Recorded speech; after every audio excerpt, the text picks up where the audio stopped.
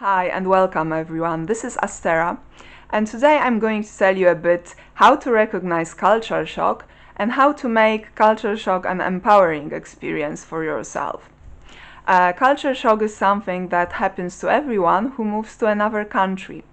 This is because when we move to a different country and different culture that we were brought up in, we suddenly interact with people who have completely different norms than we have and who follow different values in their lives than those values that we are used to.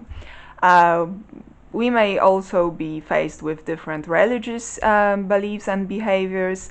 We may notice that different institutions and services work in a way that we are not used to, the way that is not the same as the way institutions and services work in our country. Another thing might be a different climate.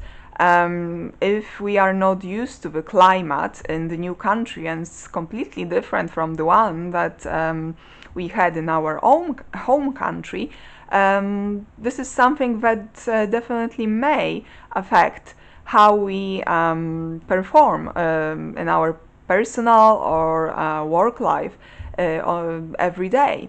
So all these factors, they contribute to culture shock.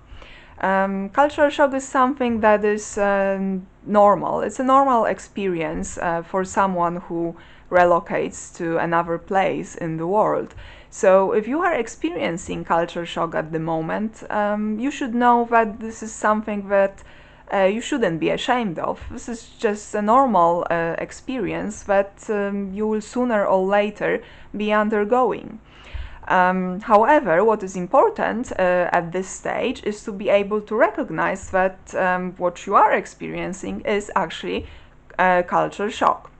So when you relocate to your new country at the beginning for around 3 to 4 months, you will be feeling very excited about being in a new place and very happy to interact with the new people, with the new culture.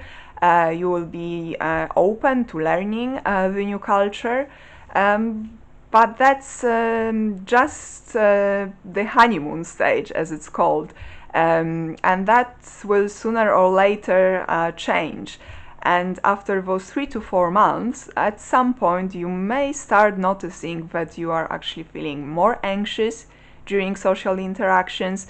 You may be more distressed than usually on daily basis. You may even start feeling some distrust towards people around you. Some of us may start feeling depressed. And all those unpleasant emotions that I have just mentioned are the typical indicators of culture shock.